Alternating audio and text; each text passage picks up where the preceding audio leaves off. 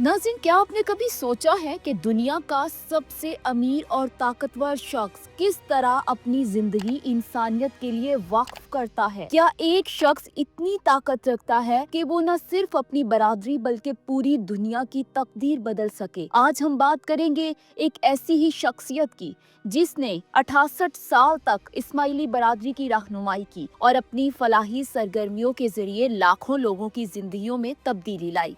करीम आगा खान ने कैसे अपनी दौलत और असर रसूख को दुनिया भर में इंसानों की फलाह के लिए इस्तेमाल किया, उनकी जिंदगी के कौन से छुपे हुए राज हैं जिन्होंने उन्हें एक रूहानी रहनुमा और आलमी मुखय्यर शख्सियत बना दिया। आज के इस वीडियो में हम करीम आगा खान की जिंदगी की कुछ अहम तरीन कहानियां और उनकी विरासत पर बात करेंगे जो अभी भी दुनिया भर में जारी है। क्या आप तैयार हैं उनकी हैरत अंगेज कहानी जानने के लिए? तो चलिए शुरू करते हैं। नाज़रीन, इस्माइली बरादरी के रूहानी पेशवा और दुनिया भर में फलाही कामों के लिए जाने जाने वाले अरबपति करीम आगा खान 68 बरस की उम्र में पुर्तगाल के दारुल हुकूमत लिस्बन में वफात पा गए हैं। उनकी फलाही तंजीम आगा खान डेवलपमेंट नेटवर्क ने उनकी मौत की तस्दीक किया और सोशल मीडिया पर जारी एक बयान में कहा है कि वो अपने अहले खाना की मौजूदगी में पुरसुकून तरीके से चल बसे। नाज़रीन, करीम आगा खान का असल नाम करीम अल हुसैनी था और उन्हें न सिर्फ इस्माइली बरादरी बल्कि पूरी दुनिया बहुत अकीदत और इज्जत की निगाह से देखती थी।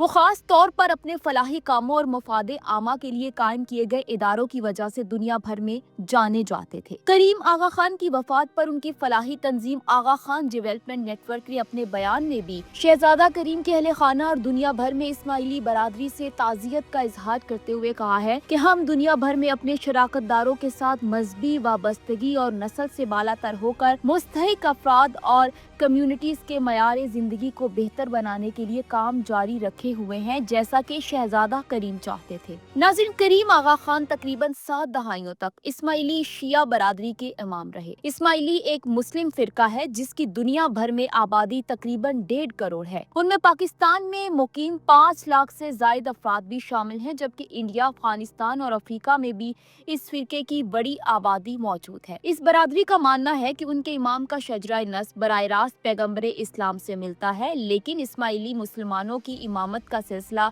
इमाम जाफर सादिक के बाद शिया असना अशरी मुसलमानों से मुख्तलिफ हो जाता है। शिया असना अशरी जाफर सादिक के बाद उनके फर्जंद मूसा काजिम और उनकी औलाद की इमामत के कायल है, जबकि इस्माइली मुसलमान जाफर सादिक के बड़े फर्जंद इस्माइल बिन जाफर, जिनकी वफात इमाम जाफर सादिक की जिंदगी में ही हो गई थी, को अपने 7वें इमाम का दर्जा देते हैं और उनकी औलाद को सिलसिलावार अपना इमाम मानते हैं। नाज़रीन, शहजादा करीम आगा खान 13 दिसंबर 1936 को स्विट्जरलैंड के शहर जेनीवा में पैदा हुए। उन्हें बरतानिया और फ्रांस समेत मुतादिद मुमालिक ने अपनी शहरियत दी थी, लेकिन उन्होंने अपनी जिंदगी का ज्यादा वक्त फ्रांस में गुजारा। किसी मखसूस किता जमीन पर तसल्लुत न रखने के बावजूद वो एक ऐसे हुक्मरान साबित हुए जो अपने पैरोकारों के दिलों में राज करते हैं और उनकी हिदायत हुर्फे आखिर समझी जाती है।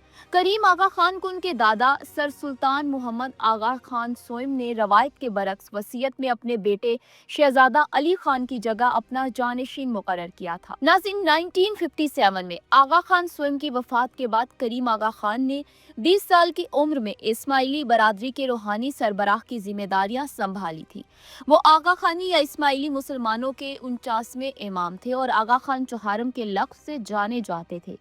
इस मौके पर पाकिस्तान समेत दुनिया भर में उनकी तख्त नशीनी की रसूमात अदा की गई थी। कराची में उनकी रस्म तख्त नशीनी 23 जनवरी 1958 को अदा की गई थी, जिसमें उस वक्त के सदर सिकंदर मिर्जा और वजीर आजम फिरोज खान नून के अलावा करीम आगा खान के तकरीबन 1.5 लाख पैरोकार भी मौजूद थे।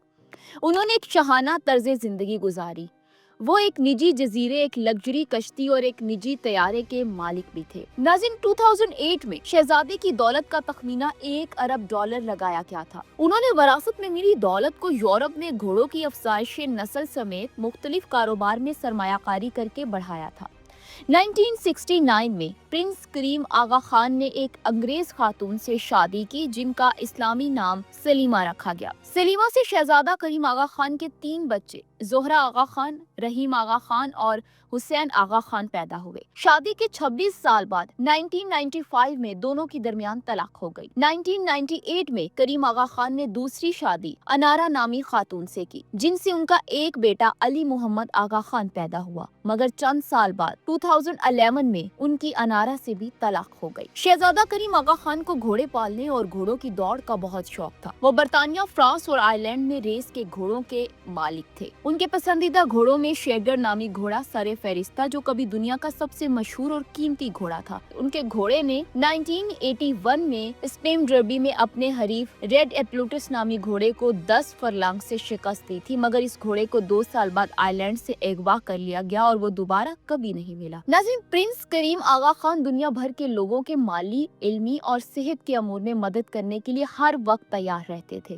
انہوں نے منصب امامت سنبھالنے کے بعد آغا خان ڈیولپمنٹ نیٹ ورک کے نام سے ایک ادارہ قائم کیا اور فلاحی کاموں کے ایک طویل سلسلے کا آغاز کیا جو دنیا بھر میں پھیلے ہوئے ہیں۔ یہ ادارہ دنیا کے تقریباً 35 ممالک میں غربت اور انسانی زندگی کا معیار بہتر بنانے میں مصروف عمل ہے۔ Aga Khan development network کے دوسرے اداروں میں Aga Khan foundation, Aga Khan health services, Aga Khan planning and building services, Aga Khan economic services, Aga Khan agency for micro finance شامل ہیں، جن کی نگرانی شہزادہ کریم آغا خان خود کرتے تھے۔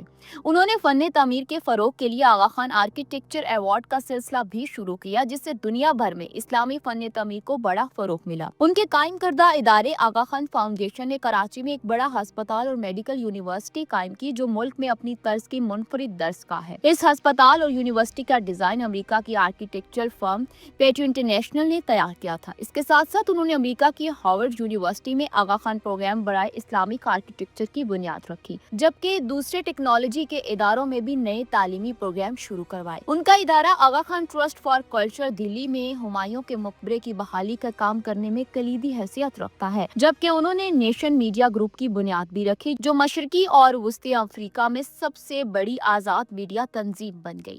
آغا خان فاؤنڈیشن نے پاکستان کے شمالی علاقہ جات گلگت بلتستان کی ترقی میں بھی بڑا اہم کردار ادا کیا۔ 1980 میں آغا خان فاؤنڈیشن نے اس خطے میں Aga Khan rural support programme, آغا خان ہیلتھ سروسز اور دیگر فلاحی اداروں کی بنیاد رکھی، جو آج بھی اس علاقے کی ترقی اور خوشحالی میں نمایاں کردار ادا کر رہے ہیں۔ آغا خان چہارم کو مختلف ممالک نے متعدد اعزازات اور خطابات سے بھی سرفراز کیا۔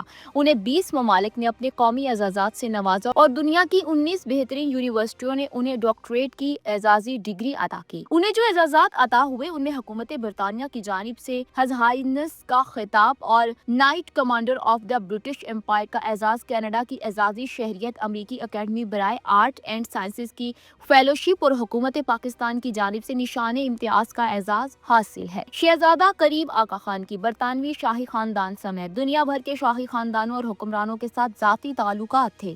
ان کی وفات پر برطانیہ کے بادشاہ کنگ چارلس سوم نے گہرے دکھ اور رنج کا اظہار کیا ہے۔ اقوام متحدہ کے سیکرٹری جنرل انطونیو گوتریس نے انہیں پریشان حال دنیا میں امن، رواداری اور ہمدردی کی علامت قرار دیا۔ پاکستان کے وزیر اعظم شہباز شریف نے ایک بیان میں پرنس کریم کو خراج تحسین پیش کیا اور ان کو ایماندار، سخی اور اہم رہنما قرار دیا۔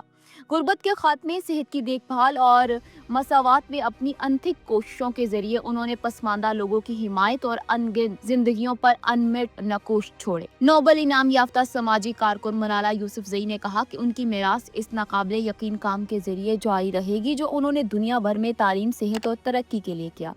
آج کی ویڈیو آپ کو کیسی لگی؟ کمنٹس میں بتائیں۔ ملتے ہیں اگلی ویڈیو میں، تب تک کے لیے اللہ حافظ۔